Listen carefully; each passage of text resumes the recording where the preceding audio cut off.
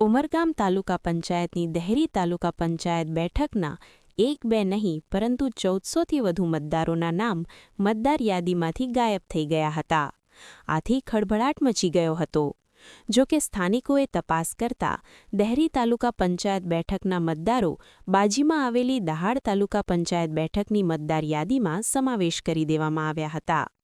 આમ એક તાલુકા પંચાયતની બેઠકમાંથી 1400થી વધુ મતદારોના નામ અન્ય બેઠકની યાદીમાં સમાવેશ થતાં ચૂંટણીમાં તેની વ્યાપક અસર થઈ શકે છે અને પરિણામોમાં પણ અસર થઈ શકે છે.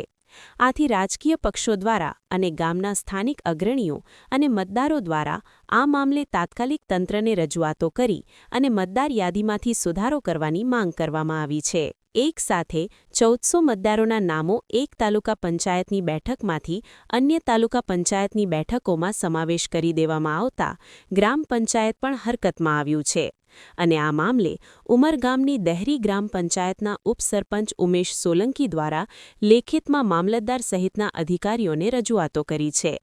ચૂંટણી પહેલા મતદાર યાદીમાં તાત્કાલિક સુધારો કરવામાં આવે તેવી લેખિત રજૂઆતો થઈ છે.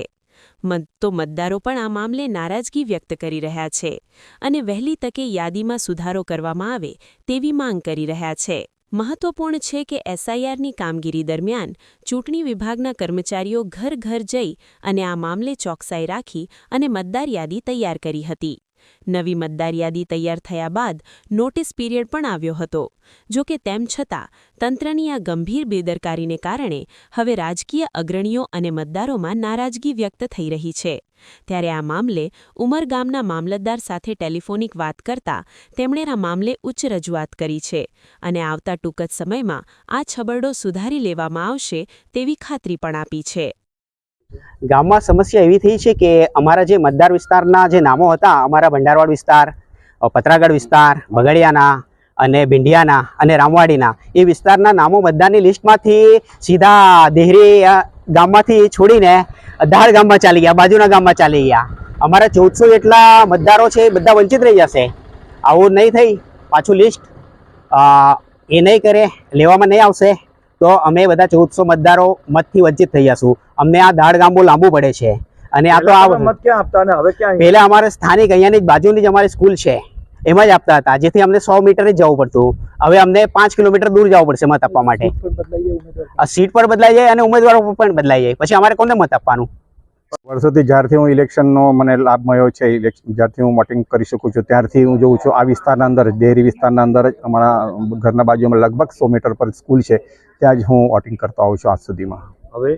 હવે પછી જાણવામાં આવ્યું છે કે અહીંથી લગભગ 5 થી 6 કિલોમીટર દૂર દાડ જે ગામ છે, તો ત્યાં બગડિયા એરિયા, ભીંડિયા, ભંડારવાડ, પતરાગઢ અને રામવાડી આ વિસ્તારના જેટલા લગભગ 1400 થી 1500 જે મતદારો છે એમને ત્યાં શિફ્ટ કરવામાં આવેલા છે એવી જાણ મળી છે.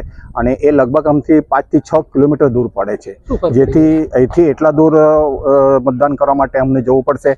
અને મેન તો અમારા જે મતદાતા જે છે અને મતદારો જે છે જેમને અમે વોટિંગ કરવાના છે એ અમારાથી દૂર થઈ જશે.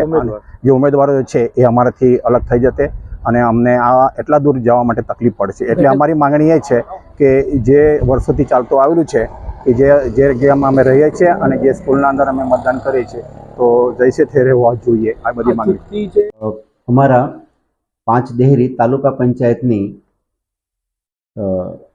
બેઠક ઉપર અમારા દેહરી ગામના ભંડારવાડ, પતરાગઢ, રામવાડી, બગરિયા અને ભીંડિયા વિસ્તારના આશરે 1400 જેટલા મતદારો જે વર્ષોથી દેહરી ગામના છે, આ બધા મતદારો દહાડ તાલુકા પંચાયત, 3 દહાડ તાલુકા પંચાયતની બેઠકમાં આ બધા નામો જતા રહ્યા છે. આ બાબત અમારા ધ્યાન પર આવતા અમે ઉમરગામના મામલેદાર સાહેબને કે ભાઈ આ ભૂલ જે થઈ છે તંત્રથી તે સુધારવા માટે વિનંતી કરી છે કે જેથી કરીને કોઈ પણ મતદાર મતદાનથી વંચિત નહીં રહે. તો તાત્કાલિક આ મતદાર યાદીમાં સુધારો કરવા માટે અમે અમારી રજૂઆત કરી છે તંત્રને.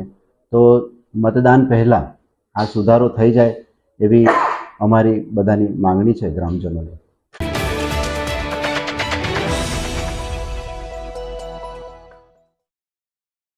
વલસાડના ગુંદલાવ નેશનલ હાઈવે પર તંત્રની ઘોર બેદરકારી અને ભ્રષ્ટાચારના જીવતા જાગતા નમૂના સમાન કિસ્સો સામે આવ્યો છે. ગુંદલાવ ચોકડીથી મેકડોનલ્ડ્સ અને HP પેટ્રોલ પંપ તરફ જતો સર્વિસ રોડ, જેની સ્થાનિકો અને વાહનચાલકો છેલ્લા 3 વર્ષથી ઘાતક નજરે રાહ જોઈ રહ્યા હતા, તે રસ્તો બન્યાના ગણતરીના દિવસોમાં જ બિસ્માર હાલતમાં ફેરવાઈ ગયો છે. હાથ અડાડતા જ ઉખડી રહ્યો છે ડામર. સોશિયલ મીડિયા પર વાયરલ થયેલા આ વિડીયોમાં જોઈ શકાય છે કે એક જાગૃત નાગરિક જ્યારે રસ્તાની ગુણવત્તા તપાસે છે, ત્યારે ડામર અને કપચીનું પડ માત્ર હાથથી ખોતરતા જ ઉખડી રહ્યું છે. રસ્તાની નીચે માત્ર માટી જોવા મળી રહી છે, જે કામમાં થયેલી ગંભીર બેદરકારી સૂચવે છે. નજીક આવજો, આ થોડું બતાવજો કે રોડની ક્વોલિટી કેવી રીતની છે. નમસ્કાર મિત્રો, આપણે ગુંદલાવથી HP પેટ્રોલ પંપ તરફ જતા સર્વિસ રોડ પર છે. 3 દિવસ પહેલા અહીંયા સર્વિસ રોડ બનાવવામાં આવ્યો અને તમે સર્વિસ રોડની હાલત આ તમે જોઈ શકો છો. નજીક આવજો, આ થોડું બતાવજો કે રોડની ક્વોલિટી કેવી રીતની છે. તમે માત્ર ને માત્ર હાથથી આખા રસ્તાને આટલું ઉચકવાથી અહીંયા સુધી હાલે છે અને આ તમે જોઈ શકો છો રોડની ક્વોલિટી. એટલે હવે મારે કોઈ ટીકા કરવાની જરૂર નથી, કારણ કે જો 3 દિવસમાં આ પરિસ્થિતિ હોય અને આ વસ્તુ અમે આગળ પણ ચેક કર્યું, ત્યાં બધી જગ્યાએ એ જ સેમ પરિસ્થિતિ છે. અને બીજી તરફ જ્યાંથી ટ્રકની અવરજવર ચાલુ થઈ છે, તો બોર્ડર તે હમણાંથી જ તૂટવાની ચાલુ થઈ ગઈ છે. તો શું આ તંત્ર આ જ રીતે કામ કરતું રહેશે? કારણ કે 3 વર્ષ પછી અહીંયા સર્વિસ રોડ બનાવવામાં આવ્યો અને એ પછી પણ આ પરિસ્થિતિ છે. તો શું જનતાએ આ જ હાલાકી ભોગવતું રહેવાનું છે? કારણ કે લાગતું એવું છે કે વરસાદની તો વાત જ દૂર, માત્ર આ જે હેવી વ્હીકલ્સ જે બધા ચાલે છે અહીંયા સર્વિસ રોડ પર, એનાથી જ આ રસ્તો તૂટી જશે. તો હવે આપણે તંત્રને રિક્વેસ્ટ કરવી કે પછી આપણે એમની પાસેથી કોઈ આશા રાખવાની જ જરૂર નથી અને આપણે માની લેવાનું કે હા ભાઈ આપણે આ જ રીતે જીવવાનું છે. આભાર.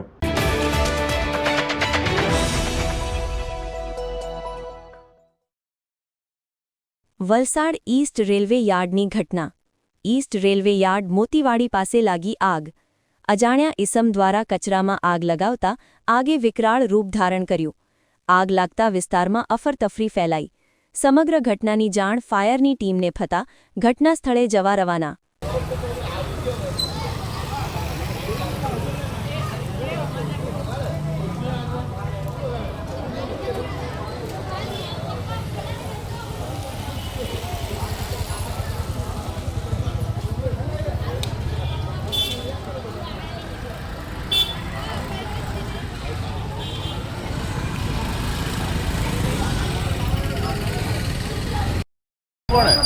રેલે વાળા બેન ટાટી અલગ અલગ આવ્યું એમ કે બરાબર, ટાટી અલગ અલગ આવ્યું એમ કે આ લોકો ટાટીને અહીંયાથી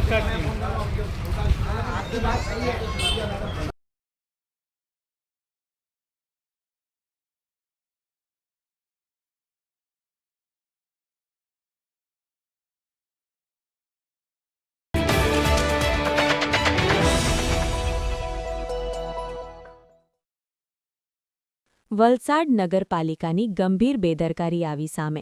ભર ઉનાળે નગરપાલિકાની પાણીની લાઇનમાં ભંગાણ. વલસાડના શાકભાજી માર્કેટ વિસ્તારમાં પીવાના પાણીની લાઇનમાં ભંગાણ. પીવાના પાણીની લાઇનમાં પડેલ ભંગાણ અંગે સ્થાનિકોએ પાલિકાને જાણ કરવા છતાં કોઈ કર્મચારીઓ આવ્યું નહીં. પાલિકાની બેદરકારીના કારણે પાણી રસ્તા ઉપર વહ્યું.